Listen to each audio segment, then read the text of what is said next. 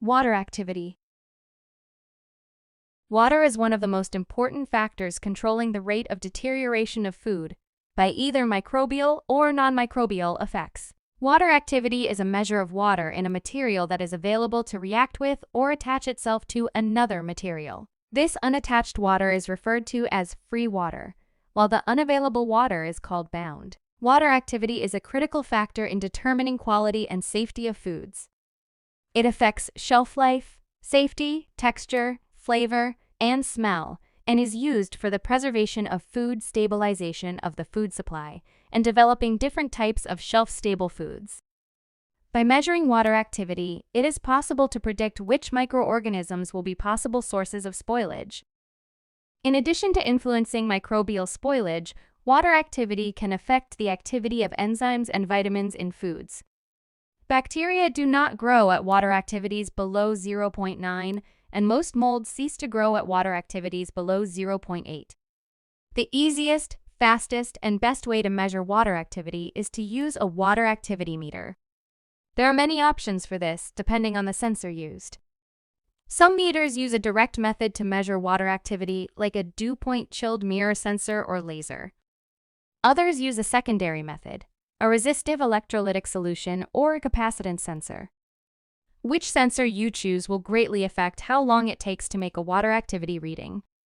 The direct methods take about 5 minutes. The secondary methods can take 15, 30, or sometimes even 60 minutes because they have to go through multiple equilibrations before getting a water activity reading. Here are some reasons why water activity is important in foods.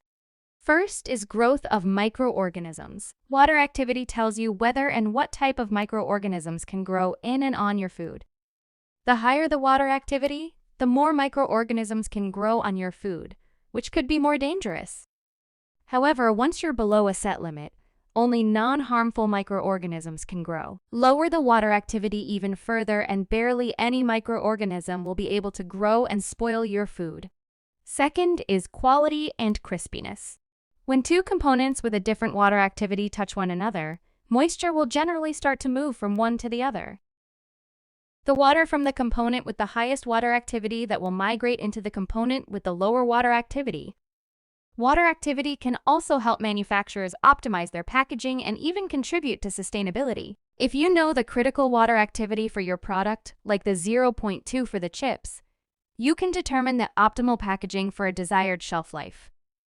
If you want chips to last for a year, you can calculate exactly what's required in terms of the water vapor transmission rate of the packaging. In conclusion, reduction of water activity in foods prevents the growth of vegetative microbial cells, germination of spores, and toxin production by molds and bacteria. A decrease in water activity increases the lag phase of microorganisms and decreases the growth rate. The biggest application for water activity is the overall stability of the product. Water activity is related to degradative processes like enzymatic changes, browning, and lipid oxidation.